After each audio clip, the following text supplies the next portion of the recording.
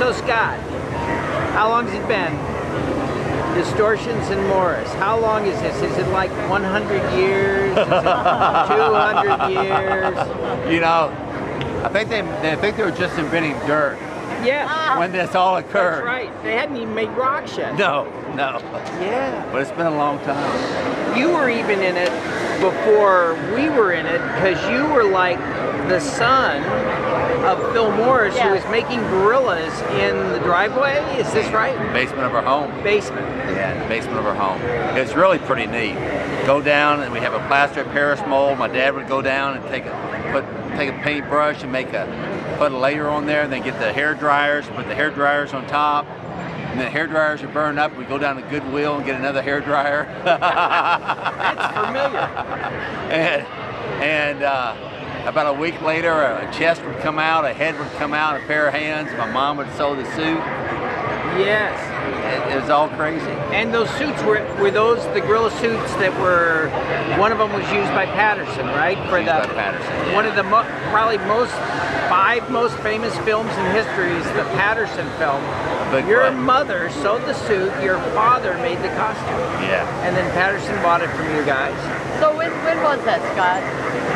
That was 64? Yeah, 64, 66, and how old something like that. Were you at that time? 6 years old. Wow. So yeah. So and did you travel with them? Well, we traveled on the circus. We traveled on the family shows during the mid to late 60s and early 70s. We did a thing called a ghost show. Yes. And that was when all the theaters were 1,500, 2,000 seat theaters, and all the theaters had stages, the old vaudeville stages. Yes. Unlike today, there are all many theaters, and you could never do this. But there'd be 2 horror flicks, and between the 2 horror flicks, there'd be a stage show. Right. And the stage show would be part illusions, part magic, and part of it would be a horror scene.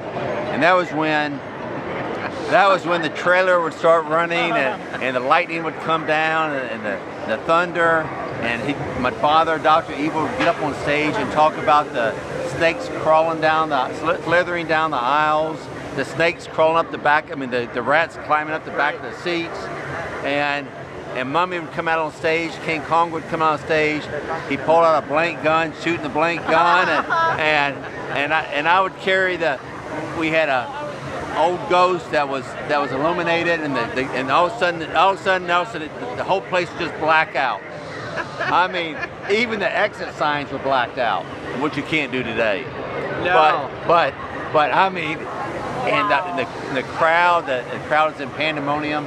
Well, when you're talking about snakes on stage and stuff, didn't you have like fish poles or something? Oh yeah, fish poles, and he's shaking this rubber snake up in the air.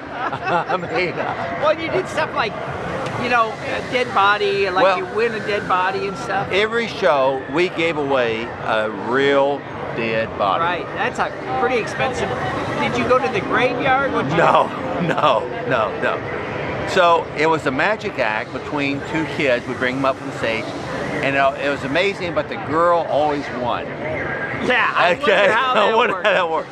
And to get the prize, to get the dead body, she had to they blindfolded her, and we'd bring out a coffin, and the coffin was about 18 inches, and the crowd couldn't see inside the coffin, and she'd reach up and she'd put her hand in this coffin to touch a real body. Right. And then she'd scream, and then he'd pull out, and it was a chicken. Yes. It was a chicken that we got from the grocery store. The terrible thing was, one weekend we forgot to get a fresh chicken. Oh no. And so we had this chicken for about 4 or 5 days. Oh. And needless to say, it was terrible. Oh. But it was the crowd So just. she probably smelled the rotting flesh and then touched that squishy. My gosh. But we had a great time with Wow, it. that's so cool. You were there through it all. Just you guys. It's amazing what you've done. It's amazing what you've accomplished. I don't know. I'm just glad that you bought our stuff and we got to go on the ride with you. No, it's been fun. We would. I think there's an extremely good chance that we would not be here today if it wasn't for you guys. You guys are pretty creative. No, I'm telling you, that's what took us off. You know, I was in the garage making junk, and you guys just, you stopped, you know, instead of making 1 or 2 a day, I was making 100 a day. Yeah, so. You know what's amazing is you as a supplier, think of it in that way, us as a customer to you, we wouldn't be here today without you. So that is the truth. That is the truth of the matter. You guys were there before us. You'd been there going. We might have added a couple $1 billion in sales, but that's it. Oh man, thank you, Scott. I mean, really, really thank you. It's been such a blessing to have you in our lives. Definitely. Yeah, it really has.